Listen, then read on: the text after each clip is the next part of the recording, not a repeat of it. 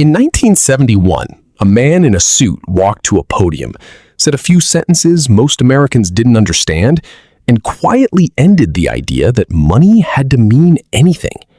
That man was Richard Nixon. What he ended was the dollar's last tie to gold. And what he started, without really meaning to, was an experiment the whole world is still living inside. Here's the uncomfortable part. The United States government has spent more than it's earned in nearly every year for the last half-century. Not most years, nearly all of them. If a person did that, they'd lose their house, their car, their credit. Eventually, their name would show up on a list nobody wants to be on.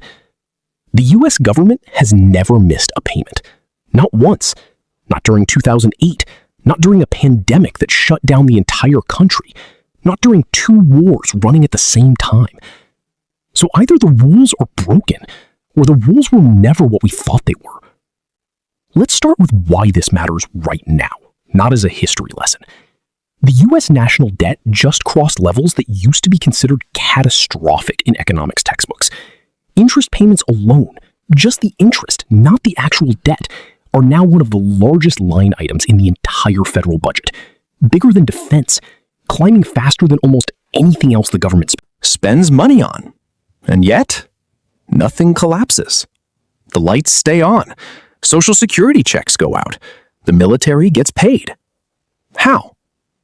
Here's the mechanic nobody explains well. The U.S. doesn't borrow money the way you or I do. When you borrow, you're asking someone else for currency you don't control. When the U.S. borrows, it's issuing debt in a currency it prints itself. That's the whole trick. You can't print your way out of your mortgage. The Treasury, in a technical sense, can always print its way out of its debt. This is called monetary sovereignty, and it's the reason a country like the United States is fundamentally different from a country like Greece or Argentina, or a person with a maxed out credit card. Those borrowers are asking for something they can't create. The US is asking for something it controls the entire supply of. So the headline could genuinely be true. The US government, in the narrow sense of the word, cannot run out of dollars. There will always be another dollar to send. Ever. Which sounds like a cheat code. It isn't. Because here's the part that gets buried under the reassuring headline. Not running out of money is not the same as the money staying worth something. And that distinction is where the entire story actually lives. Think about it like this. Imagine a small island where everyone uses seashells as currency. One day, the king decides he needs more shells to pay for things, so he sends people to the beach to collect more. Simple. Nobody runs out of shells. But every new shell brought back makes the shells already in people's pockets worth a little less. The king solved his problem. Everyone else quietly got poorer, one shell at a time, without ever noticing the moment it happened. That's the actual mechanism behind government solvency. It's not that the bill doesn't get paid. It's that the bill gets paid in a currency that's worth slightly less every time more of it gets created to pay for things. The cost doesn't disappear. It just moves. It moves into your grocery bill, into your rent, into the price of a car that used to cost half of what it costs now. It moves into your savings account, silently, while the number on the screen stays exactly the same. This is the part where hype and reality split apart. The popular version of this story says debt doesn't matter because the US can always print more. The real version says printing more is exactly how the debt gets paid for, and you are the one who ends up paying for it, just not through a bill with your name on it. There's no invoice, no due date. Just a slow erosion that shows up in the price of eggs, in a paycheck that buys less than it used to, in the growing distance between what people earn and what people need.